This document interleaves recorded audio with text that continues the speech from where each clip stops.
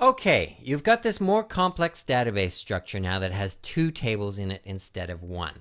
How does that change the way that you write SQL queries to pull information out of the database? Well, it turns out it changes it in some really exciting ways. I've got here my IJDB database with my two tables, author and joke. And if we look at the contents of the author table here, you can see it contains these two authors, Kevin Yank and Joan Smith. Each one has a unique ID and an email address. And if I go to the joke table and take a look at its contents, I've got 3 jokes. And the first 2 jokes point at the first author by this author ID column. And the third joke points to the second author. So let's say you've got that joke list page that we worked on earlier in this course. It was a PHP page that displayed the text of every single joke stored in the database. And now that we're storing author information in the database too, let's say you wanted to put the name of the author next to each joke. And that involves something called a join. So let me show you how joins work. I'm going to go back to this IJDB database homepage here, and I'm going to open my SQL query window. And we already know how to write select queries to pull information from a single table. So for example, I could do select star from joke, and then click go. And that gives me all the information in my joke table. So the 4 columns there, including the author ID, is all there. And I can also do a query that gets all the information out of the author table. What a join lets me do is effectively join these 2 tables together into a single table temporarily so that I can pull information out of both of them at once.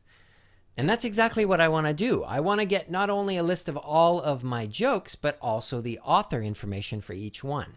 And so a join gives me exactly what I need. So let me show you how to write that. I'm going to change this select star from joke. I'm going to put the from on a new line because this from section of my query is about to get a lot more complicated. Instead of just getting information from a particular table, I want to get it from 2 different tables, the joke table and the author table.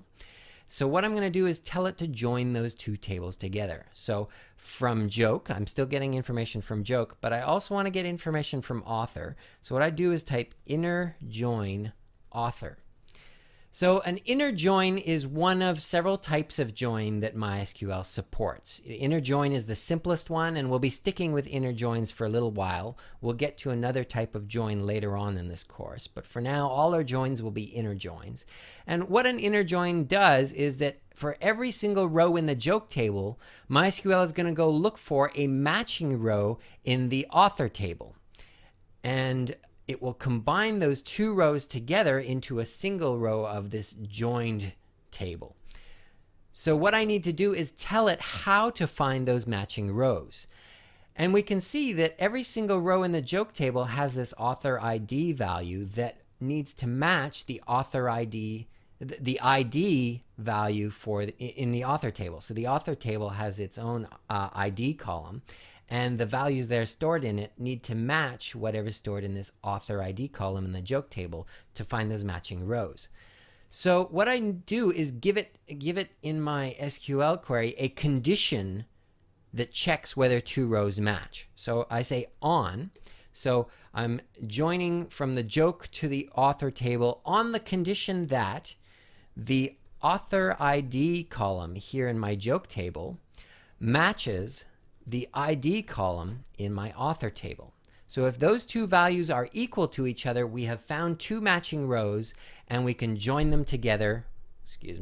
We can join them together for the purposes of the results that I'm generating here. So with that query written, let's click go and see what happens.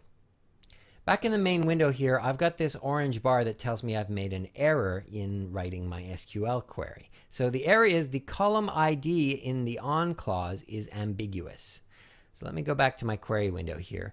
This is the on clause. So it's the clause that starts with the word on. That's why it's called the on clause.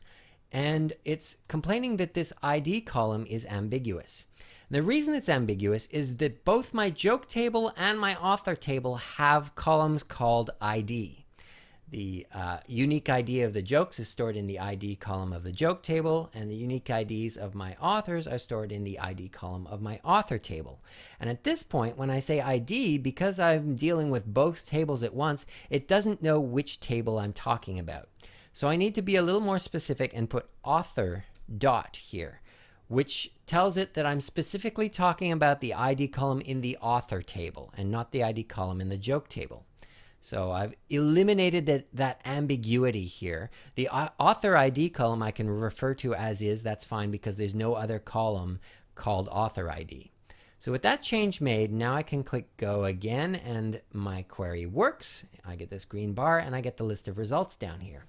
And as you can see, it has successfully combined information from the joke table and the author table together into this one list of results. So I've got my ID of each joke, I've got the joke text, the joke date, I've got the author ID that was stored in the joke table, and I've got the matching author ID value from the author table. I've got the name of the author, and I've got the email address of the author. So the first joke, it has matched it to the first author, and the second joke, it has matched it to the first author as well. And then the third joke, it has matched correctly to the second author. And this table of results now contains everything I would need to build that page that lists not only the text of each joke, but also the author details for each joke. And I've done that with just a single SQL query, and I could go ahead and use that very query in my PHP code if I wanted to pull that information out. Before I do that though, I'm going to refine the query just a little more. Right now I'm using select star to get every single column from both those tables out. It turns out some of that information is redundant. The author ID and the ID stored in the author table are really just there to match those rows together. I don't actually want that information in my table of results. That's kind of redundant, unneeded information. So I can be a little more specific about the columns that I want in my table of results. I'll still get the ID column from the joke table, but once again, I can't just call it ID because there's also an ID column in the author table. So I need to put joke.id this time to say that I want the jokes ID. Then I'll get the joke text, the joke date, the author ID I can leave out, and the ID stored in the author table I can leave out, but I'll also get the name from the author table and the email address from the author table. And all of those columns, because their names are unique across these two tables, I can just refer to them by their column name. So now I'm selecting these 5 columns from these 2 tables that are joined together on this condition. And if I click go, I get that nice table of results with just the information that I wanted out of it.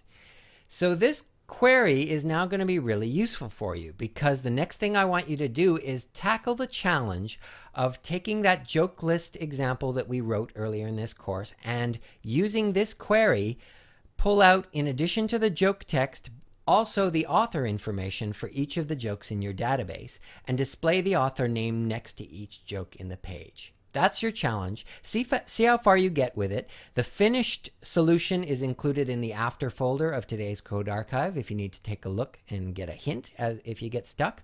Also, whether you are successful or not, be sure and jump into the course forums and discuss either the challenges you encountered or the particular solution you came up with, because I think it'll be really interesting for you guys to compare notes with each other, because this kind of challenge I think will bring out different ideas in different people.